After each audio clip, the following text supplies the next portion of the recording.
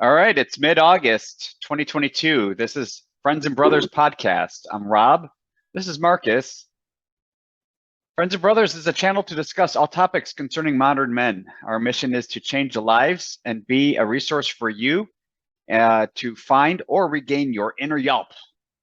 Thanks for tuning in. And as we get ramped up, if you like our podcast, don't forget to hit the like button and subscribe. So today, I think we're going to talk about leading by example. Marcus, you want to get us started? Yeah, absolutely. So as we know, leadership is a big thing out there for all of us. And so I'm going to go and ask Rob a couple questions here, and then we're just going to get started. What are some examples? What does leading by example mean to you, Rob? That's good. Good question. Good start. I think it's walking the walk, right? It in so many cases, it also includes the actions we take when we think no one is watching. Oh, Even though absolutely. no one is watching per se, right? We're not necessarily setting an example, but we are living by that standard which we wish to live, right? So even if we don't think they're watching us, maybe they are, maybe someone is, right? We never know. And with the internet and video and hidden cameras everywhere, it's probably not um, a misconception to believe that, perhaps someone is watching somewhere, right? But Well, that's a great point. I mean, it's one of those things where I don't know, this is probably something that you may have learned, but it's not necessarily what you do in front of somebody, but it's what you're doing behind the scenes that yeah, really is the value of your integrity. And, so when you're leading by example, yeah, you never know. I mean, I can give you an example right off the bat with that, and we'll get into more examples, but, from a business perspective, if you're getting asked questions about something and you say one thing to one person, right? And then you say something completely opposite to another person, that goes towards some of your integrity. And what do we want to follow? We don't want to follow somebody who, isn't one telling the truth, but doesn't have a high level of integrity. So from a leadership standpoint, that speaks volumes. You gotta know and trust yourself enough to be upfront with folks. yeah. You mentioned trust, and that was what the word that was kind of brewing in my mind as you were talking through the example there, because if you don't trust the relationship is broken, Yeah. right? And you building the trust back is 100 times more difficult than earning the trust, right?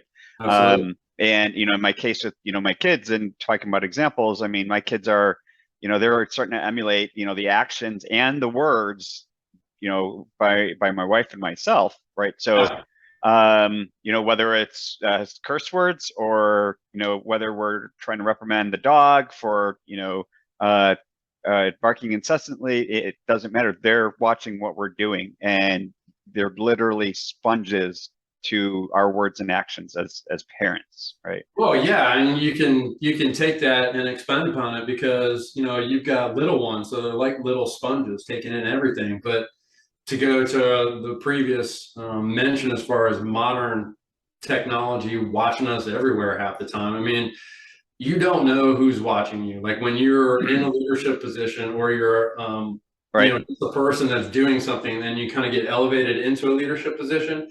Those are coming from a couple different directions, but it's coming from you as the man, as the person who's Right. saying something. So, as an example along your lines, I run into that on a daily basis. It's one of those things where, well, don't tell mommy I said this, or don't, you're doing one, so what I'm talking about, it's like you Right. saying one thing and doing something completely opposite. Yeah. But from a leadership standpoint, whether they're 5 or 50, they're still kind of doing that sponge and watching what you're doing, because I don't know if Everything. I want to follow Rob. Right? Yeah. I get the same thing, so that's an important topic. Yeah. Um, But it's again, it goes to walking the walk, right? yeah, And that's what leading by example is, at least to me. I think additionally, what it isn't, though, is leading as a perfectionist, exactly. right? So we are Be afraid to human, fail. right? So we're going to fail as leaders, as parents, as friends, as colleagues, whatever the case is, we're going to fail in certain actions, right? I think leading by example plays a role here, though, very importantly, of learning from that experience, whether it's a success or a failure, and Absolutely. owning to that success. And I think owning to that success or failure, owning our actions, that's leading by example. Yeah, absolutely. Right. So yes, to make a mistake, maybe I swear in front of the kids. I tell the kids it's not right, right? Not just brushing it away or acting like I didn't say it, but saying, yes, that's not a good word, that I shouldn't have said it, Right. and giving them that lesson. That I think is really what's going to be most important for them, right? And my integrity as a parent, so that they grow up to be responsible adults. Well, absolutely. Again, if it's a child that's learning from you, it's one of those things where they're watching and listening to everything that you say, and you never know what they're paying attention to. Right. So to have any sense of leadership capabilities with them, or again, whether it's an adult or not, but because they're kids, you have to have that kind of steady line and be truthful with them because they don't understand. Whereas an Right. adult or a teenager might better understand, and then it becomes this whole manipulation of things. Do you have any example, like specific examples, as far as leading through example that you would have, other than what some of the things we mentioned? One example that comes to mind is actually growing up myself as a young teenager. It, my stepdad would always say, do as I say, not as I do. Oh God, yeah. I'm sure Right. not only the two of us as guys, the rest of the guys that are watching have Yeah, heard that. not to call out my stepdad, because I don't think he's the only person who ever said that, right? Yeah, yeah, It kind of became a pet peeve of sorts, though, for me, to be honest. I just hated. I really, honestly, I hated whenever that phrase was mentioned, sure. because it just felt, quite honestly, almost hypocritical, right? Yeah, totally. Um, or elitist even. And that's not how you're not showing your strength and integrity, but you're not developing the individual who's hearing those words either, who's gonna, you're diluting that trust, right? Well, And you're yeah, setting them up for failure almost, right? yeah. That goes to what you're talking Indirectly, about I as think. far as, yeah, that goes to exactly what you're talking about as far as an example, leading by example. I mean, if Right. you're if you're saying do as I say and not as I do, saying, well, okay, do the yard, and then they're not the person that does anything around the yard, then it Right. becomes more of a resentment and these Yes. negative things. Right. Right. What I've often found, to your point, is, and this in a professional capacity as well as personal life skills and all that, is show don't tell, right? So the Right. terminology that strikes with me with what you're saying is show don't tell. So in my background and from the fitness and wellness standpoint, I can sit there all day long and tell somebody how to do something, but I am more apt to sit in front of them and do it Right. and show them what they need to be doing. So from a leadership standpoint, the person has to trust what it is that you're doing and saying. So if you just sit there and talk about it, that goes in one ear and out the other ear oftentimes. But if you're somebody who actually can step to the plate or the line and do what it is that you're saying, Yeah. yeah, I'll follow you. 100%. That's 100%. what we're talking about, right? Yes. So it's a trickle down effect. Yeah, I mean, with the athletes, whether coaching them in a clinical capacity, right, which is much more similar to I think what you do as a Right. trainer and coach there, or just giving their workouts, right? For example, if I'm writing a 4-week training block for one of my triathletes, it's going to include swimming workouts, bike workouts, run workouts, but it also includes strength workouts. Right. And the one thing that I think really plays it's discussed more often than not, or it's missed more often than not, I guess, is doing that mobility work, Sure. whether it's mobility exercises, dynamic flexibility, yoga or any other type of, sort of stretching. Because Right. again, when you're doing all this activity, training anywhere from 6 to 15 hours a week, for a triathlon, depending on the distance, your body is just, you need to give it that opportunity, and it's considered part of the strength training. In my athletes, it's more often missed than not. Now, as far as leading by example, we have to talk through what am I doing to also Well, that's maintain what I my was just mobility, gonna, right? yeah, And I I wanted have to to add have that. that. Yeah. I had to have that conversation with them all the time, because I am prescribing it for them. Am I doing it as much? No, I'm not. But I'm making that concerted effort to at least try to get it in as much as possible. Right. And so, to answer the question, am I or not? It's probably a variable answer depending on who thinks how much I'm doing of that particular activity. So it's not so much to say, hey, you need to do it 24/7, right? But if you're at least making that attempt to do that, a concerted effort to do that, I think you're hitting close to home as far as leading by example. Well, I don't want to interrupt, but if I could interject, I want to add something because of the scale in which our mission is geared around men specifically. I want to kind of go into some of that as it pertains to leadership. Yes. Yeah. Yeah, oftentimes I feel, especially in modern times, we as men are not stepping to the plate from a leadership standpoint. We're elevating others ahead of ourselves where we know we have the capabilities of doing these leadership roles. We just not, I don't know if the word is secure enough to do that. But from a leadership standpoint, we're oftentimes like hands off and we're going to let somebody else do it or get involved or, I don't know why that is, but it just seems like that's more prevalent now. Now, I do know, obviously, like I'm sure you experience some of this too from an athletic standpoint. You have the dads that get in and the parents that get in and they start doing all this athletic coaching with their kids, whether it's baseball or soccer and things like that. I don't necessarily see that from a leadership standpoint. What I'm referring more to is like what we do is that coaching aspect. Right. And I think that's real vital, especially with kids and teenagers needing positive male role models as leaders in our community. Because if we don't have those that have integrity, that follow these kinds of, I don't know, like personal mission statements, then this whole thing just kind of falls apart. So from a leadership standpoint, that's what I like to do with a lot of my people that I deal with. To go to your your triathletes and such, is that when I'm working with my folks, especially the teenagers, they're looking to you for guidance. So that is where I'm coaching them for life skills. It's the things that I want them to learn, not only from an overall wellness and fitness, but mental mindset, strength, and the capability of belief in oneself to do certain kinds of things. Can you talk about any of those, or if you have examples of those as well? Well, I do have personal examples, although Ted Lasso also came into my mind here just as you were talking there too, as far as building the individual and the character, right?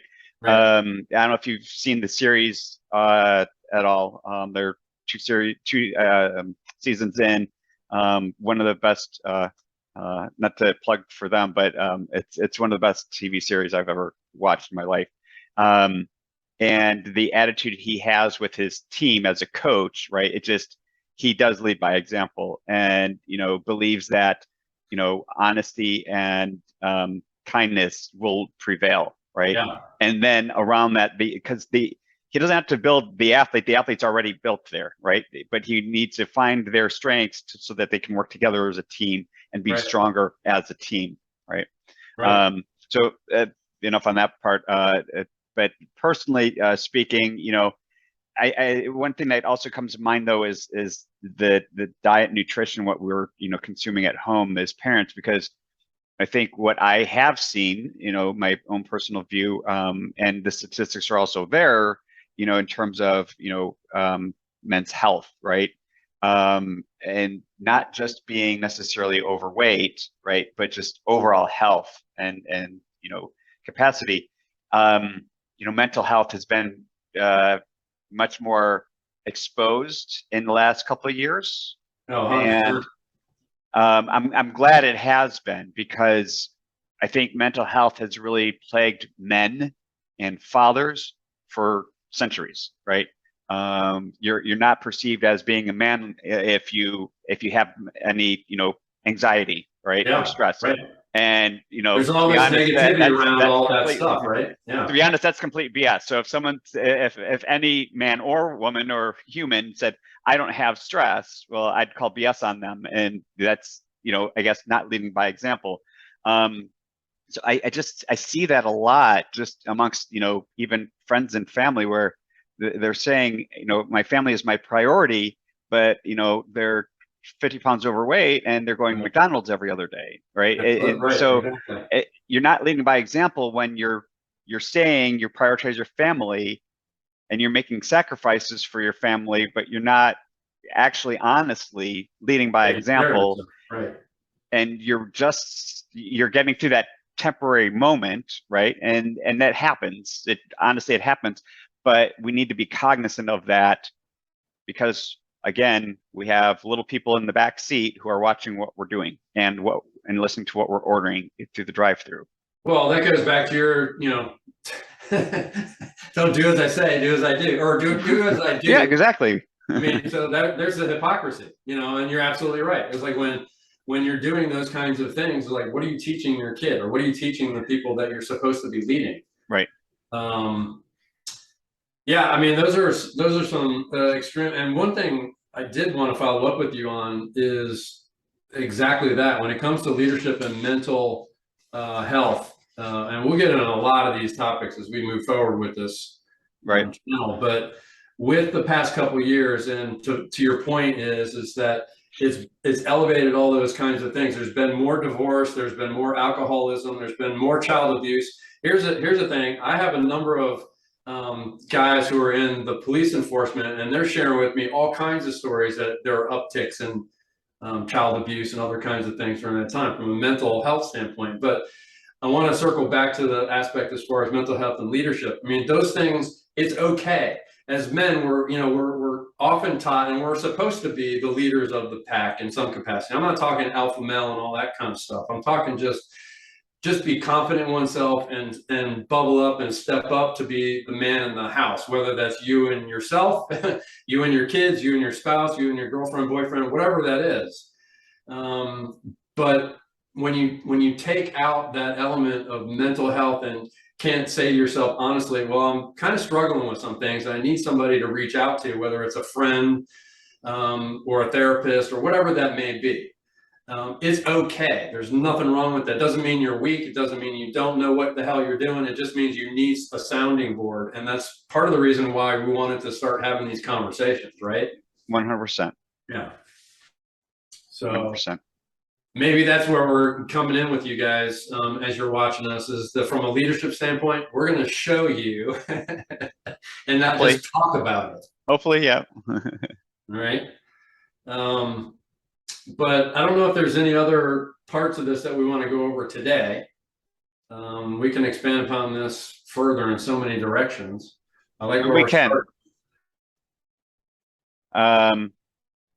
Yeah, no, I think we're good here. I think the topics are so interchangeable that we're already planning to talk through, right? And a couple of weeks ago, I made a post where I had one of the strength coaches, kind of giving me guidance on my lift, right? And my sort of tagline there was "Coaches need coaches," right? And again, I think that fits into leading by example. 100%. We can talk through more of this during that conversation too when we talk about that, because I think that coaches needing coaches and coaching in general, right? It's one of our key topics we're going to talk through. Absolutely. Here in the next couple of weeks. No, that's exactly right. We'll get into all those kinds of things, because I need a coach. I use coaches. I use hundreds of different types of resources, just like you do.